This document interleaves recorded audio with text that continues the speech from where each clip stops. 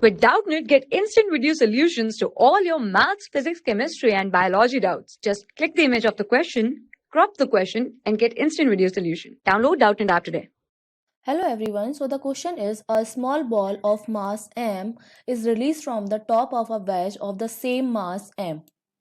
The wedge is free to move on a smooth horizontal surface. The ball rolled without sliding on the wedge. That means there is a pure rolling of the ball. The required height of the wedges are mentioned in the figure. The speed of the wedge when the ball is just going to leave the wedge at point P of the wedge is. Okay, as you can see in the figure, there is a ball having mass m which is rolling on the wedge which is having the same mass as ball. That means m, and height is given at point P, height is h, and at from P to Q height is also h. Now this this wedge is free to move on this horizontal surface, and this ball is also moving on this wedge without any sliding or without any slipping. That means ball is doing pure rolling. Okay, and we have to find out the speed of the wedge when the ball is just going to leave the wedge.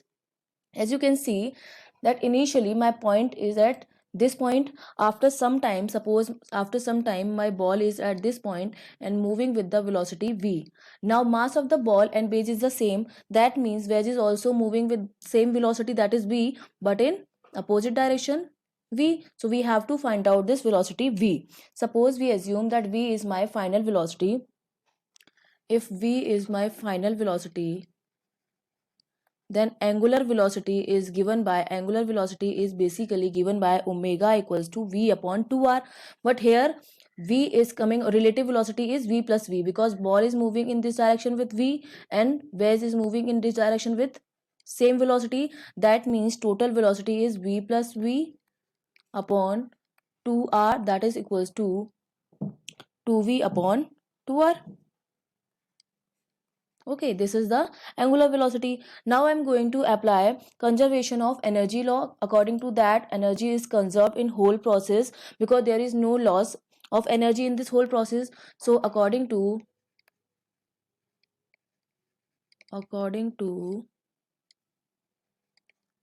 conservation of energy law, potential energy is equal to kinetic energy. Now potential energy at point P is, height is h, that means potential energy at point P is mgh. So potential energy is mgh. Now kinetic energy of ball, that is half mv square.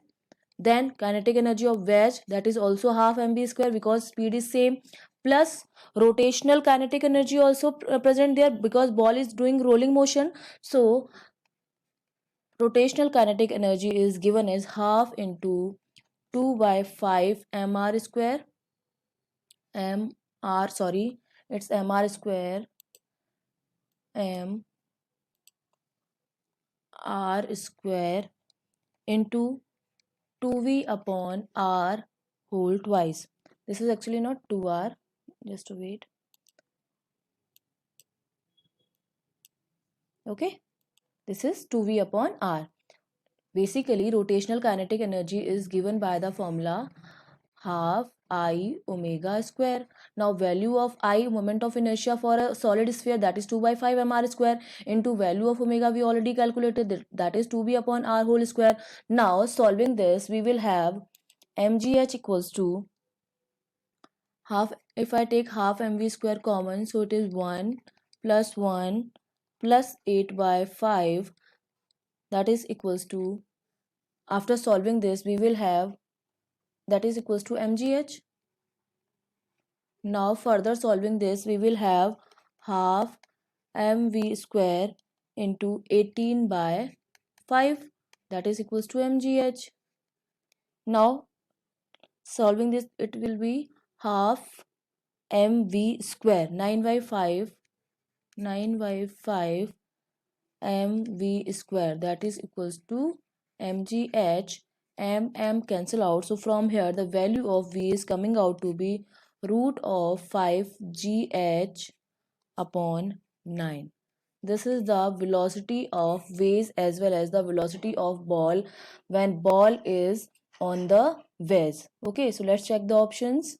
The first option, which is root 5 gh upon 9, is the correct option. Okay, Thank you. For class 6 to 12, IIT JEE and NEET level. Trusted by more than 5 crore students. Download Doubtnut app today.